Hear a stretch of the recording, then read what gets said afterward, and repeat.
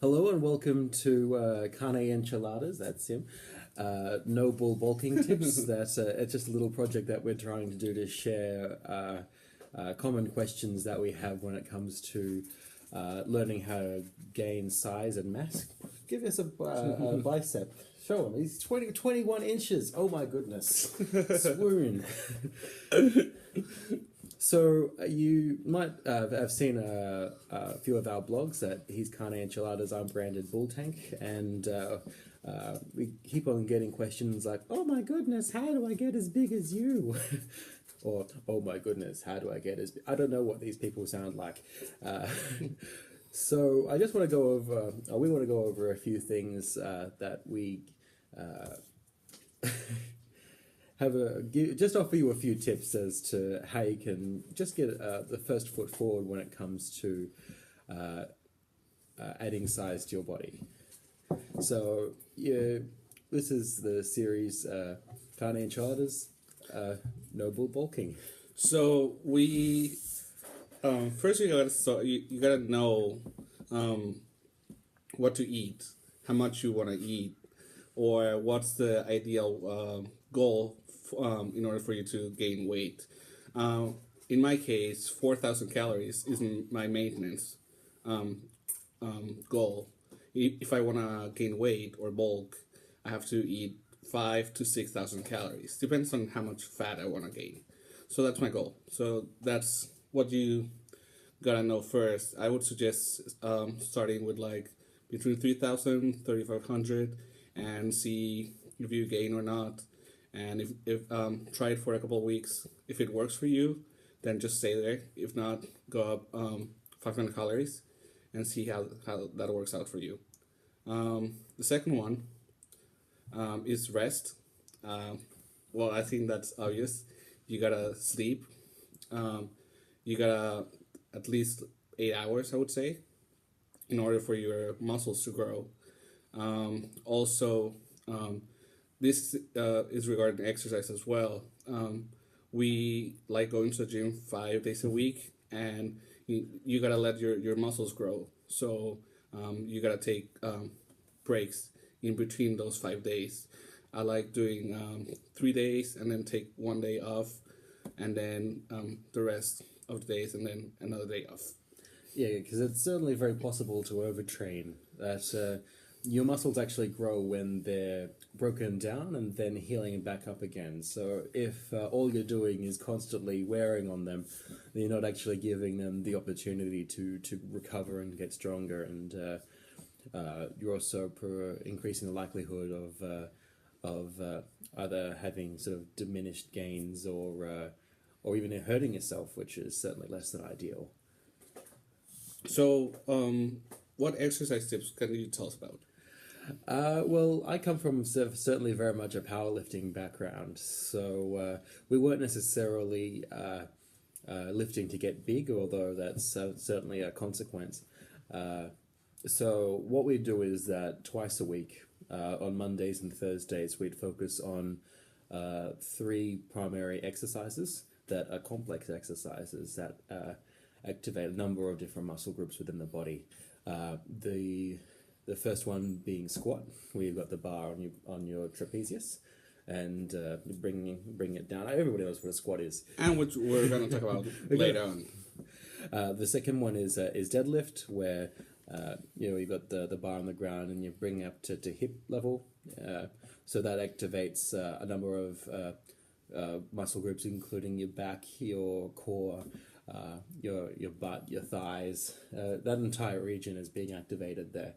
And bench press as well, which is with the right form, is wonderful for getting a big chest and big triceps going on. I love big triceps. So obviously those are the main exercises. We'll show them a little how to do them a little bit in some other videos. What I like doing in terms of my gym schedule for the week, I like doing one muscle group a day. So like Mondays I do chest, Tuesdays triceps and biceps, so arms, Then I have a day off. Then I do legs, shoulders, and back. So that's one muscle group per day. Also, I would suggest in the beginning taking your measurements with a measuring tape like this, and keeping all the info in a spreadsheet so you know if you've made any progress. Because even if when you see yourself in the mirror every single day, it's kind of hard to see the progress. But when you have quantifiable numbers, and also on pictures. Like I like taking side and front pictures every couple weeks or maybe once a month. This helps you to realize that you have made any progress, or if you haven't, to change maybe your diet or your exercises. Because I think at least when you're starting off, that just saying, "Oh, I want to add size. I want to be bigger," that it's rather nebulous goal that it doesn't really mean very much. That I feel as though it's actually very helpful if you say, "What my goal is to reach, I know, 230 pounds."